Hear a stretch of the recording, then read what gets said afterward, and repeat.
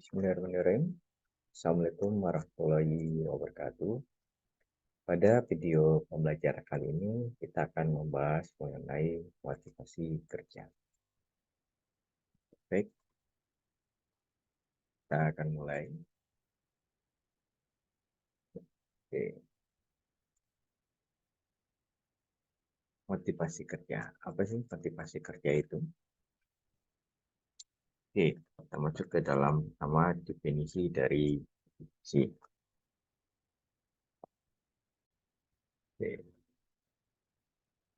Motivasi adalah menurut Syagian 1999 daya pendorong yang mengakibatkan seseorang anggota organisasi mau dan rela untuk mengerahkan kemampuan dalam bentuk keahlian atau keterampilan, mengerahkan tenaga dan waktunya untuk mengadakan berbagai kegiatan yang menjadi tanggung jawabnya dan menunaikan kewajibannya dalam rangka pencapaian tujuan dan berbagai sasaran organisasi yang telah ditentukan sebelumnya. Jadi kalau kita pilah-pilah, kita bagi-bagi definisi ini, maka motivasi adalah daya pendorong. Nah, yang pendorong, ya, kalau kita lihat mobil dorong itu kan dorong ke depan. Ya. Jadi daya pendorong ya, mengakibatkan seorang anggota organisasi mau dan rela. Jadi ketika seorang dapat motivasi, dia akan mau dan rela, ya, dia akan mendorong itu, ya, dia akan merasa mau dan rela untuk mengerahkan kemampuan. Ya. Jadi kalau orang tidak termotivasi nggak mau, dia tidak mau. Dan kalau memang melakukan, dia tidak ikhlas untuk melakukan. Ada ganjalan untuk melakukan itu. Nah, dibilang apa? Mau dan rela untuk mengarahkan kemampuannya. Kemampuan dalam itu apa? Keahlian atau keterampilan. Ya, keahliannya yang dia gunakan, keterampilannya yang dia gunakan. Kenapa dia menyediakan tenaga dan waktunya? Ya, mungkin ketika orang termotivasi, di waktu-waktu tertentu yang seharusnya bukan menjadi tanggung jawab dia, tapi ketika dia termotivasi, dia rela menyediakan waktunya. Ya, seharusnya misal apa? Seharusnya saat itu dia lagi istirahat.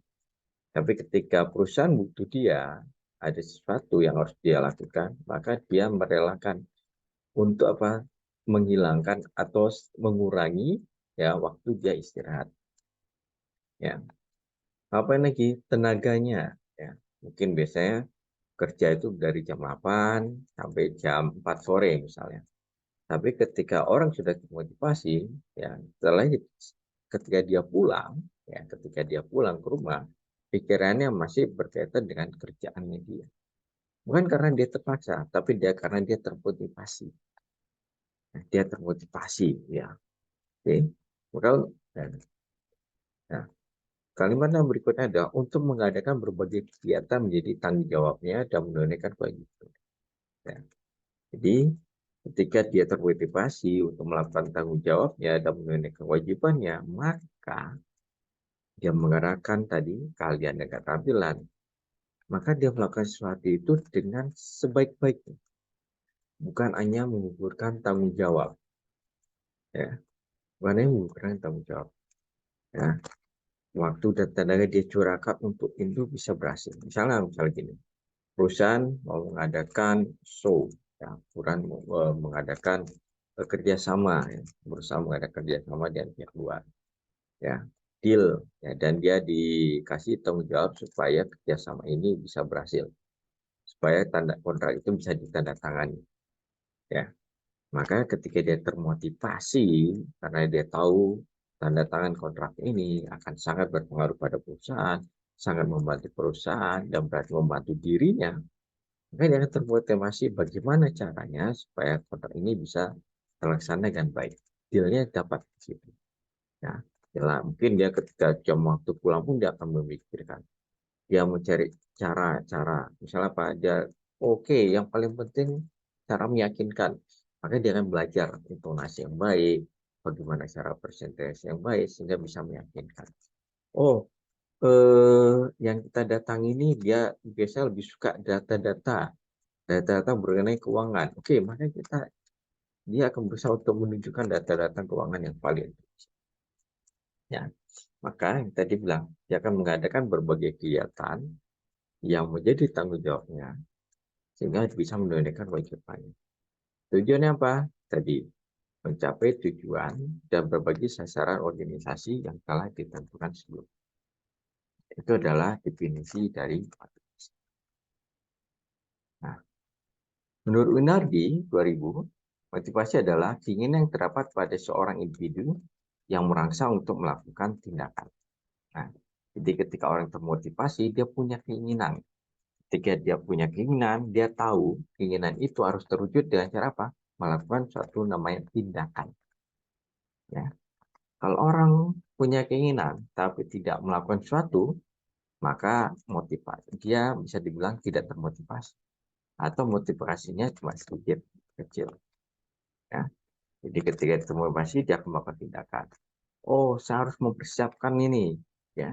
Oke, mungkin dia tidak tidur. Ya. Atau tidurnya mungkin dia batasi. Kenapa? Dia tahu dia harus melakukan sesuatu. Oke. Nah, motivasi menurut Gilmore 2000 adalah suatu kondisi yang menggerakkan manusia ke arah suatu tujuan tertentu. Oke. Ini sama dengan Winardi tadi. Ada kondisi, dia harus termotivasi, kemudian dia harus bergerak untuk suatu tujuan tertentu. Ya, misalnya apa kondisinya? Kondisinya di mana saya harus dapat bonus. Ya, kenapa saya harus dapat bonus? Karena saya ingin ya memperoleh sesuatu. Misalnya apa? Saya ingin dapat bonus karena saya ingin naik haji. Saya ingin naik haji bersama orang tua saya atau bersama istri saya misalnya gitu. Maka ada suatu kondisi itu, ya. Ada kondisi, ada tujuan tadi bonus itu naik haji. Maka apa dia akan tergerak, ya. Dia akan melakukan berbagai cara untuk apa bonus itu dia capai. Ya, itu namanya motivasi. Nah, apa itu motivasi kerja? Ada sesuatu yang menimbulkan dorongan atau semangat kerja. Nah, jadi kalau biasa pemimpin atau leader atau rekan kerja itu sudah akan tahu bahwa seorang karyawan itu termotivasi atau tidak. Caranya dengan cara apa? Melihat salah satunya adalah semangat kerjanya seperti apa. Dia datang ke kantor on time, dia menyapa orang di sana dengan senyuman, kemudian dia bekerjanya langsung kerja tanpa teralihkan dengan yang lain, tanpa sengaja mencari waktu untuk istirahat dan lain itu adalah motivasi. Nah, motivasi kerja menurut Ernest adalah suatu kondisi yang mempengaruhi, membangkitkan, mengarahkan, dan memelihara perilaku yang berhubungan dengan dunia kerja. Ya. Balik ini hampir sama kayak tadi, mendorong. Mendorong itu mempengaruhi. Ya, sehingga orang dari posisi awal dia akan maju. Maka motivasi kerja mempengaruhi. Ya. Ketika dia mempengaruhi, dia akan membangkitkan. Ya. Saya dipengaruhi oleh pimpinan saya. Ya, ayo kamu punya apa ingin karir yang bagus atau tidak?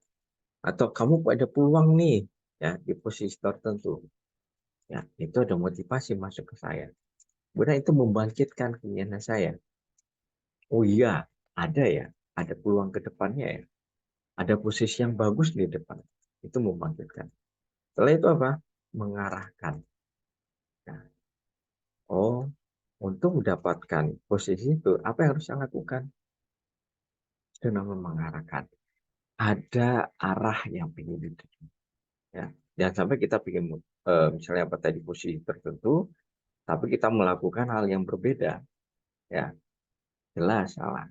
Ya, ketika kita ingin tertentu, ada arahnya kemana. Misalnya contohnya di perusahaan ada namanya KPI, di performa indikator. Dan itu apa? Memelihara perilaku yang berhubungan dengan dunia kerja. Nah, perilaku-perilaku kita. Ketika perilaku, kenapa masih dipelihara? Agar itu tidak menjadi suatu hal yang hanya istilahnya eh, hangat-hangat. Ya. Kalau dulu orang bilang hangat-hangat kayak ayam, panasnya cuma sedikit. Ya. Oh, saya semangat nih dikasih tahu sama leader kita semangat, tapi paling semangat sehari, 2 hari, 3 hari, habis itu selesai balik lagi ke awal enggak. Makanya di sini ada kalimat memelihara perilaku. Ketika dia bersemangat, dia termotivasi, maka perilaku yang dia buat, yang dia rubah, yang dia lakukan itu continue. Terus sehingga menjadi habit begitu. Ya. Teori motivasi menurut Stoner tahun 2005 ada content theory. Maksudnya apa? Content theory menyatakan bahwa mengapa orang di waktu yang berbeda memiliki kebutuhan berbeda. Ya. Jadi ketika kita berada di suatu lingkungan kerja, oke, ketika oke, contoh gini, orang berbeda memiliki kebutuhan berbeda. Ketika orang baru masuk kerja, ya, itu kebutuhannya akan beda ketika dia sudah berada 5 tahun, 10 tahun berada di perusahaan. Maka waktu yang berbeda, kebutuhan berbeda. Contoh paling simpel, ketika kita masih single, lulus kuliah, ya single, ya di waktu kemudian ketika 5 tahun lagi kita nikah, mengapa? Kebutuhannya juga berbeda. Ketika kebutuhan berbeda, berarti motivasinya berbeda. Ya, kebutuhannya berbeda, motivasi berbeda. Orangnya sama, kebutuhan berbeda, motivasi berbeda. Saya punya anak satu sekarang, tapi nanti 2 tahun lagi, misalnya 3 tahun lagi, saya punya anak lagi jadi 2 anak. Maka apa? Kebutuhannya jelas berbeda, maka motivasinya juga. Oke. Proses story adalah teori yang menjelaskan dampak analisis proses perilaku manusia dalam memenuhi kebutuhannya. Nah, jadi proses story itu mengetahui, melihat, ya, mengamati manusia, perilaku manusia dalam memenuhi kebutuhan seperti apa sih? Ya, orang yang sejenis, ya dalam perilaku orang sejenis akan melakukan yang sama sejenis. Jadi ketika kita menganalisis perilaku manusia, maka itu bisa menjadi role model untuk yang lainnya. Manusia banyak sih tipe-tipenya, tapi jelas ada tipe yang sama. Nah, itu gunanya proses story. Jadi ketika kita tahu bahwa oke, ini berhasil, ya, motivasi di sini berhasil, oke, maka kita bisa pakai motivasi itu kepada orang-orang yang sih. Oke, ada namanya reinforcement theory. Perilaku merupakan fungsi dari konsekuensi. Nah, mengulangi perilaku menyenangkan akan dapat pengalaman menyenangkan. Maksudnya begini. Jadi ketika dia melakukan termotivasi, dia melakukan sesuatu dan itu berhasil, dan dia menikmati hasilnya, sehingga apa yang terjadi? Dia akan melakukan perilaku yang sama terus-menerus supaya apa? Dapat pengalaman menyenangkan. Saya berhasil nih, deal. Ya, pekerjaan saya sukses. Apa konsekuensinya? Mungkin nama saya ada pampang di tulisan apa? Manager of the month atau pegawai minggu ini. Orang ucapkan selamat ya, saya juga dapat bonus, keluarga senang. Apa yang saya rasakan? Pengalaman yang menyenangkan. Jika pengalaman menyenangkan itu terjadi, maka saya ingin dapat pengalaman yang menyenangkan ini. Maka apa yang saya lakukan? Saya akan melakukan hal yang sama terus-menerus supaya berhasil. Kalau kurang berhasil, berarti yang saya lakukan, berubah sedikit supaya menjadi berhasil. Nah, itu reinforcement story. Mulai perilaku yang menghasilkan, ya, pengalaman yang menyenangkan.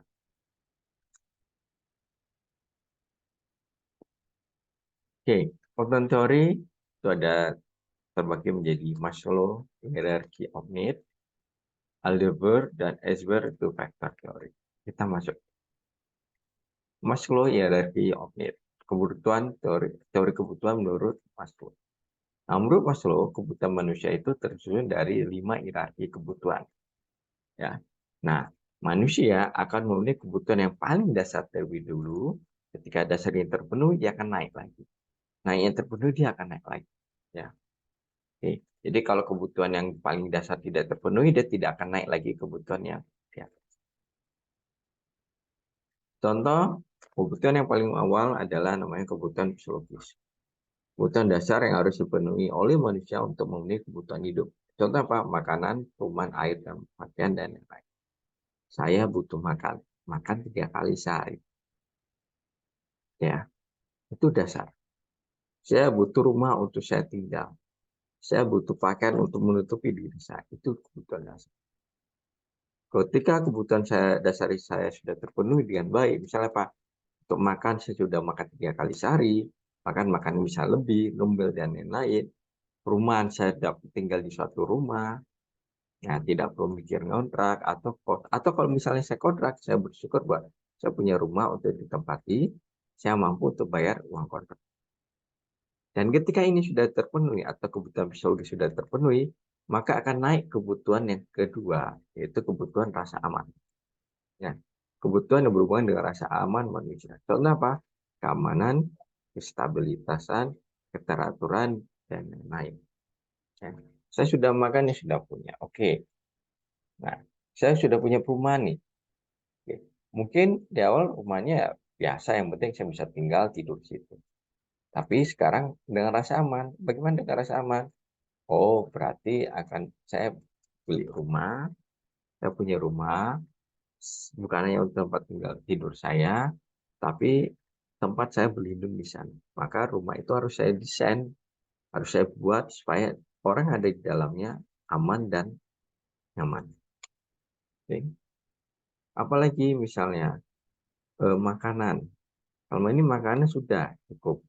Oke. Nah, untuk kebutuhan rasa aman, nih, bagaimana caranya supaya naik, ya, oke, stabil, ya, makan 3 kali sehari di waktu-waktu yang tetap, pagi, siang, malam, ya, pagi, siang, malam.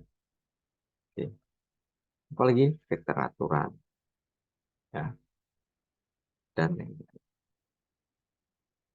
Kemudian setelah kebutuhan rasa aman terpenuhi, kita naik lagi namanya adalah kebutuhan sosial. Kebutuhan manusia berhubungan dengan manusia lain. Contoh apa? Pertemanan, relasi, keluarga, percintaan, dan lain-lain. Maka wajar dibilang manusia adalah makhluk sosial. Itu sebabnya ketika pandemi kemarin, pandemi COVID-19 melanda, di mana akhirnya diputuskan work from home, orang-orang harus tinggal di rumah, nggak usah kemana-mana. Oke, yang menjadi itu adalah suatu hal yang berat untuk dilaksanakan. Kenapa berat? Tadi saya biasa ketemu dengan teman saya biasa bercerita dengan rekan kerja saya biasanya ngobrol dan lain-lain, ya, dan itu kebutuhan sosial saya terpenuhi. Ketika terjadi pandemi, itu tidak terpenuhi dan itu berat, ya. Jadi ada kebutuhan sosial. Oke. Ketika seorang dimasuk dalam sel atau penjara, maka yang dikurung, kenapa mereka berat di penjara? Salah satu karena kebutuhan sosialnya itu kurang terpenuhi.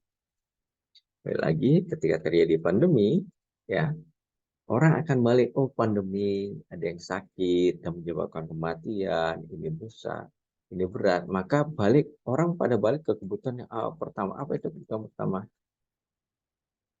Kebutuhan makanan, rumahan, dan kebutuhan akan rasanya keamanan. Mereka bertahan di sana. Ya, ketika pandemi, kebanyakan orang bertahan di sini, psikologis dan rasa aman. Mereka tidak berani tampil ke arah yang lebih tinggi lagi. Oke. Sehingga, oke, nggak apa-apa deh, saya tinggal di rumah aja. Yang penting saya bisa makan, anak-anak aman, sehat. Ya. Kemudian kebutuhan akan penghargaan diri, ya, atau esteem need, itu kebutuhan pertama prestasi, kompetensi, pengetahuan dan lain-lain. Ya. Kebutuhan untuk dilihat, ya, saya ingin ikut nih, ya, ada lomba karyawan terbaik atau karyawan teladan, saya ikut di situ. Kenapa? Saya butuh penghargaan. Bukan hanya berkaitan dengan uang jasa, ya, atau uang penghargaan, juga ada uang prestasi, juara satu, juara tiga, bukan untuk itu. Tapi apa? Ketika nama kita dipanggil, ya, ketika orang lain tahu bahwa kita punya sesuatu lebih daripada mereka, itu adalah kebutuhan akan menghargai diri. Kemudian aktualisasi diri, ya. Kebutuhan untuk memperoleh kepuasan terhadap diri sendiri. Ya. Jadi ketika sudah dapat penghargaan, naik dia lagi aktualisasi diri. Terdapat kebutuhan untuk pengembangan diri, pemenuhan ideologi, dan lain-lain. Ya. Contoh misalnya, ya sekarang ya udah berapa tahun ya ada fenomena orang-orang back to nature, balik lagi ke alam. Dan apa yang dilakukan salah satu adalah dengan yoga, ya, atau healing, ya, ya. Jadi dulu ya dia belum butuh itu, tapi sekarang dia butuh itu. Uangnya banyak, segala macam ada, maka dia butuh lain. Kayak tadi dia butuh apa? Kepuasan terhadap diri sendiri. Dia perlu kenyamanan, dia perlu ketenangan dan lain-lain. Berapa ideologi? Maka kadang orang akan masuk ideologi, misalnya apa? Masuk ke dalam suatu partai.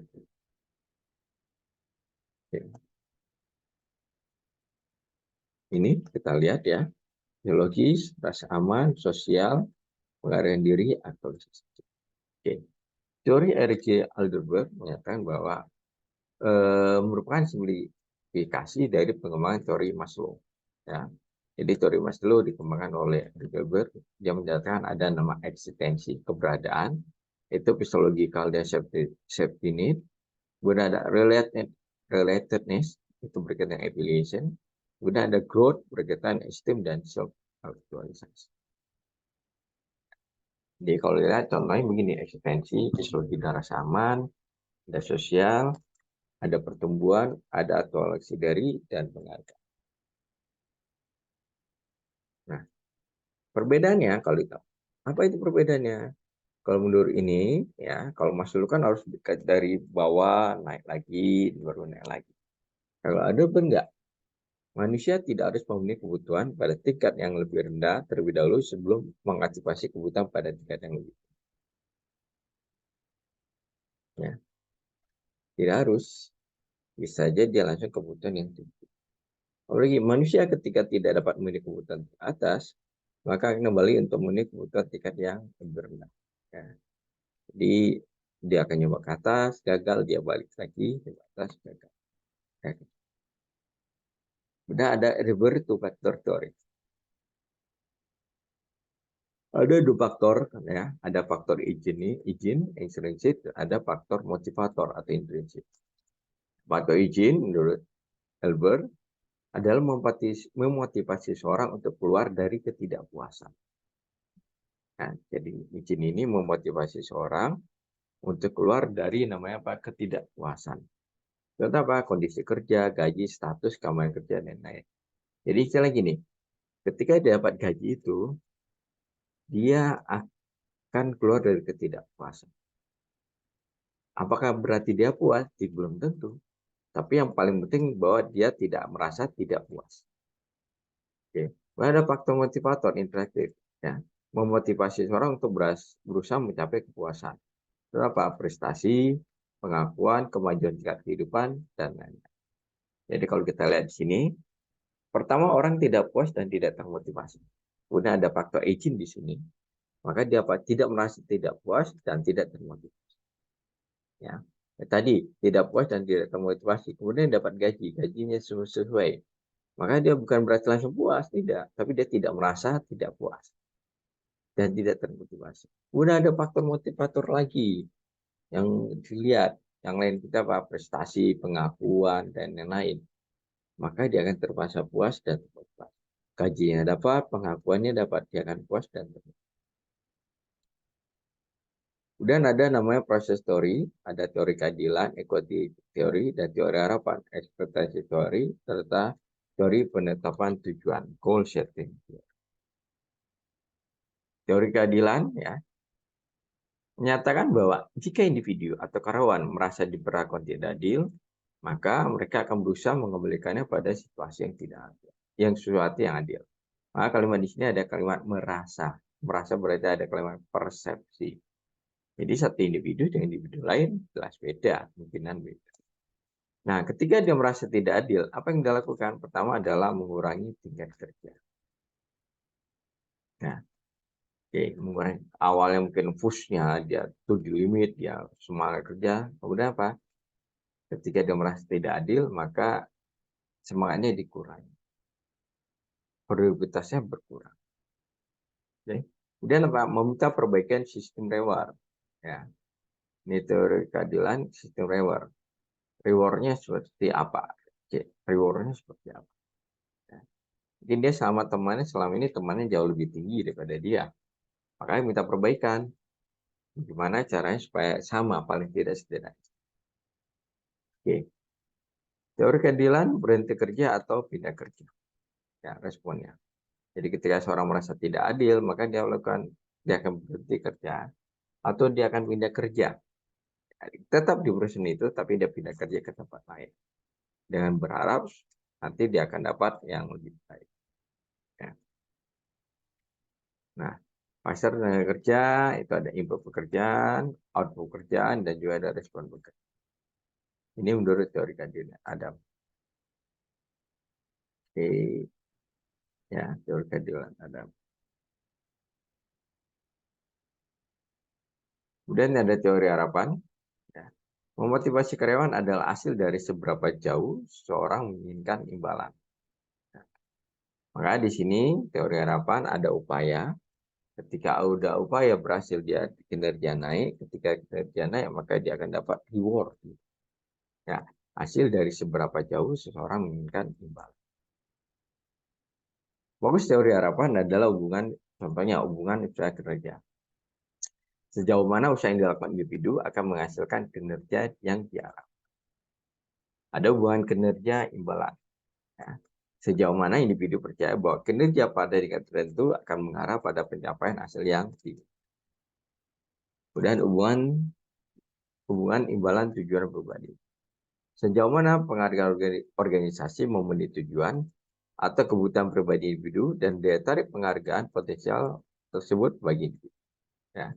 Jadi ada usaha kinerja, kinerja imbalan, imbalan apa dengan tujuan. Oke, kita masuk ke teori penetapan tujuan. Robin mengisyaratkan bahwa seorang individu berkomitmen pada tujuan, sehingga komitmen tersebut akan mempengaruhi tindakannya dan mempengaruhi konsekuensi kinerja. Jadi menurut Robin, jika orang komitmen pada tujuan, ya, maka komitmen itu akan mempengaruhi tindaknya dan mempengaruhi konsekuensi kinerja. Ya. Kalau memang tujuan, saya harus sampai ini pada tanggal sekian atau pada tahun sekian, maka tindakan saya akan berbeda, konsekuensi kinerja saya juga berbeda. Kemudian ada reinforcement theory, ya. Bagi teori reinforcement, ada namanya positive reinforcement, ada namanya negative reinforcement. Positive reinforcement, misalnya Pak, meningkatkan perilaku yang diharapkan dengan memberikan konsekuensi yang menyenangkan. Misalnya kita buat peraturan bahwa jika datang on time selama 1 minggu, maka ada hadiah yang kita kasih kepada mereka. Dan namanya Pak, memberikan konsekuensi yang menyenangkan. Negative reinforcement, meningkatkan perilaku yang diharapkan dengan tidak memberikan konsekuensi yang tidak menyenangkan. Ya, meningkatkan perilaku yang diharapkan dengan tidak memberikan konsekuensi yang tidak menyenangkan. Contohnya Pak, negative reinforcement tadi, ya, ya, saya harus hadir on time, ya. Oke, selama 1 minggu atau 1 bulan, berapa kali saya harus dapat hadir? Ya, jadi misalnya satu minggu itu ada 5 hari kerja. Maka cara negatif performance adalah jika kita hadir 4 kali saja on time, ya, maka apa yang terjadi? Kita tidak mendapatkan hukuman atau denda. Ya, jadi dari seminggu itu, misalnya dari 4 kita on time, maka yang satu bukan berarti kita didenda. Makanya bilang apa? Dengan tidak memberikan konsekuensi yang tidak. Ada juga namanya ya extension, mengurangi perilaku yang tidak menyenangkan dengan menyediakan konsekuensi yang menyenangkan. Ya, oke. Jadi mengurangi perilaku tidak menyenangkan dengan menyediakan konsekuensi yang menyenangkan. Oke. Dan ada lagi punishment. Mengurangi perilaku yang tidak diharapkan dengan memberikan konsekuensi yang tidak menyenangkan. Punishment saya rasa hampir semua tahu ya, hukuman. Apa sih hukuman? Attention adalah mengurangi perilaku yang tidak menyenangkan. Ya, mengurangi perilaku yang tidak. Oke, demikian dari saya rasa cukup ya, kuliah psikologi industri yang berhubungan dengan motivasi kerja. Saya akhiri. Wassalamualaikum warahmatullahi wabarakatuh.